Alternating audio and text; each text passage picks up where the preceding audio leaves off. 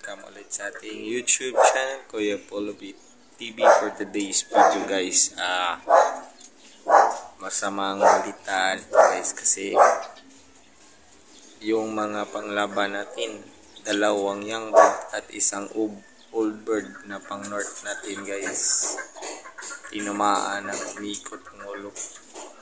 Para kung na ano guys, na discourage sa pag-alaga na ibon, pero patuloy pa rin tayo. At tara, samahan nyo ko, check natin yung mga warriors natin sa taas, kung meron pa bang nagkasakit. Tara, welcome dito sa taas guys. Ito yung mga warriors natin dito sa taas, oh. Kita nyo naman yung mga warriors natin dito sa taas guys. Nabawasan na to ng tatlo nang nabawas sa mga warriors natin dito. Yung mga warriors natin na ilalaban natin sa North at South Berberase.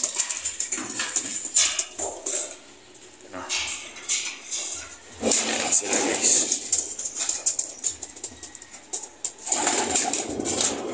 Bali sa North guys, dapat pito sana, nabawasan na ng isa.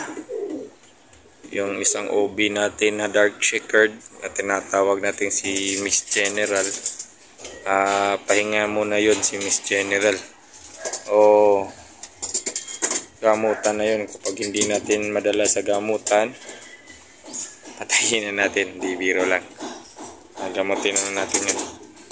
At doon naman tayo sa baba guys, check natin yun si Miss General at saka yung dalawang young bird na tinamaan ng sakit.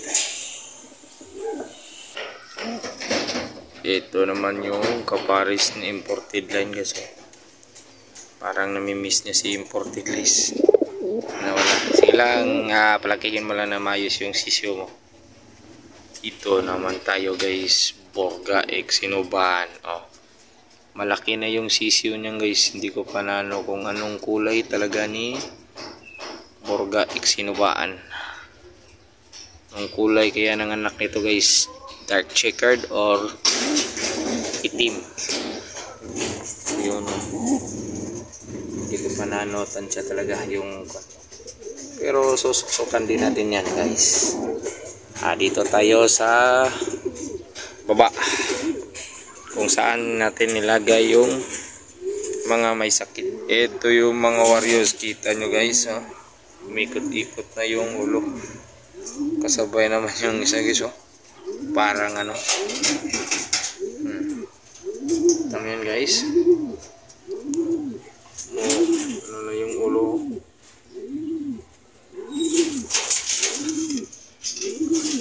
Umikot-ikot na rin yung ulo niyan.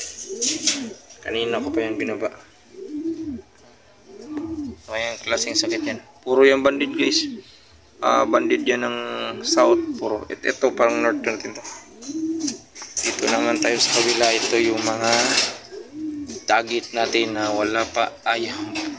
Ayaw pang kunin ng mga bata. Isang pigeon. Dalawang pigeon pala ito dito. Dalawang pigeon na ayaw pa kunin ng mga pansit, mga bata. Ito naman yung breeding natin for 2024 na malapit na tumapisa guys. Ang dalawa sabay, pahingahin ko na to. Hanggang dito na muna tayo guys. Update ko kayo sa next vlog natin. Bye.